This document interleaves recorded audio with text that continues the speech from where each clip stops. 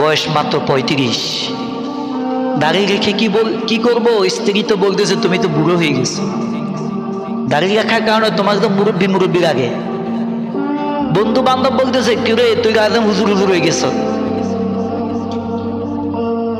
কেউ বলতেছে দাড়ি রাখে তো তোর কাছে তুই একদম বুড়ো হয়ে গেছিস। এমন কটাক্ষ শোনার ভয়ে নিজেকে যৌবন ধরা রাখার জন্য আমি পমশেপ হই। ও যুবক, আপনাকে প্রশ্ন করতেছি, এই অবস্থায় যদি আপনি অ্যাক্সিডেন্ট হয়ে মারা যান, বলুন আপনি যে একজন মুসলমান, কি বলে চিহ্নিত করবো আপনাকে? ধরে নিলাম অ্যাক্সিডেন্ট হয়ে মারা গেলেন না, হঠাৎ একটা রোগে আক্রান্ত হয়ে আপনি চলে যাচ্ছেন দুনিয়ার মায়া ত্যাগ করে। ওই যুবক আপনাকে বলতেছে, প্রশ্ন করতেছে আপনার কাছে, এই মুহূর্তে যদি আপনি মারা যান, কবরে রাখে কি কই? বিসমিল্লাহি ওয়া আলা, সবাই বলেন না, কবরে রাখে কি বলে? বিসমিল্লাহি ওয়া আলা মিল্লাতে, বলে কিনা? বলেন, সবাই বলেন। একজন ছোট হোক বড় হোক, যুবক হোক বৃদ্ধ হোক, পাপী হোক নেককার হোক, আমরা কি বলে রাখি? বিসমিল্লাহি ওয়া আলা। অর্থাৎ কি আল্লাহ রাসূলের আদর্শ মোতাবক, সুন্নত মোতাবক রাখতেছে। ও যুবক, তোমার তো মুখে দাড়ি নাই,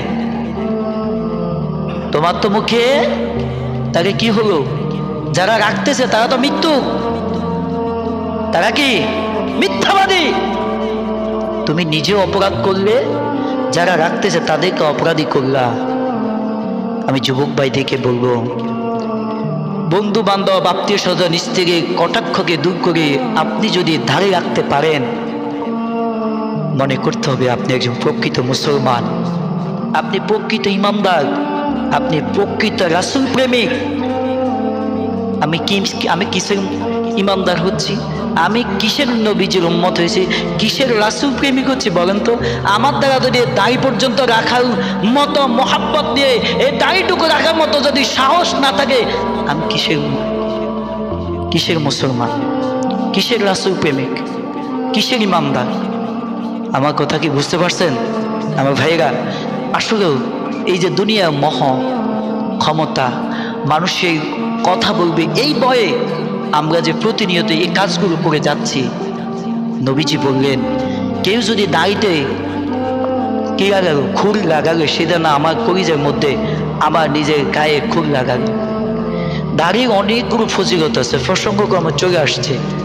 আমি দেখতে পাচ্ছি আমার সামনে অনেকের একই অবস্থা, কলিজা ফেটে যাচ্ছে। আমার আলোচনা প্রতি জুমাই করি, কিন্তু এই আলোচনা কোনো লাভ হবে না।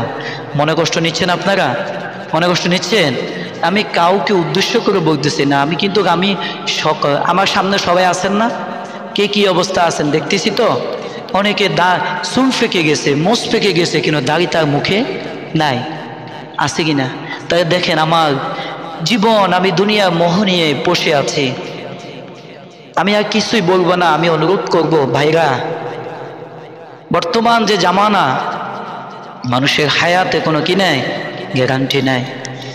আপনি অন্তত সব কিছু ছেড়ে দেন, আপনি দেখবেন এই দাড়ি উসিলা করে আপনার কাছ থেকে অনেক পাপ আল্লাহ কি করবে?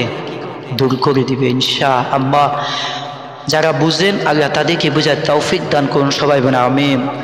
আবার নবীজি বলেন, বান্দারে যে ব্যক্তির দুনিয়াটাকে অগ্রাধিকার দিবেন, যে ব্যক্তি দুনিয়ার মোহে পড়ে আছে, তার পরকালটা ক্ষতির মধ্যে। আর যে ব্যক্তি এই দুনিয়াটাকে লাথি মারবে, এই দুনিয়ার দ্বন্দ্ব আর টাকা পয়সাকে লাথি মারবে, ওই ব্যক্তির পরকাল সহজ হয়ে যাবে। নবীজি বললেন, মান আহাব্বা দুনিয়া আদাররা বিল আখিরাহ ওয়া মান আহাব্বা আখিরাহ আদাররা বিদুনিয়া ফাসিরু মা ইয়াবকা আলা মা ইয়াফনা। মোট কথা, যারা দুনিয়া লোভে মোহাব্বত ডুবে গিয়ে আল্লাহ এবং রাসূলের ভালোবাসা মোহাব্বতকে উপেক্ষা করে জিহাদ তথা দিন প্রতিষ্ঠান আন্দোলন থেকে বিরত থেকেছে, তারা এই দুনিয়াতে সফলহীন হয়েছে।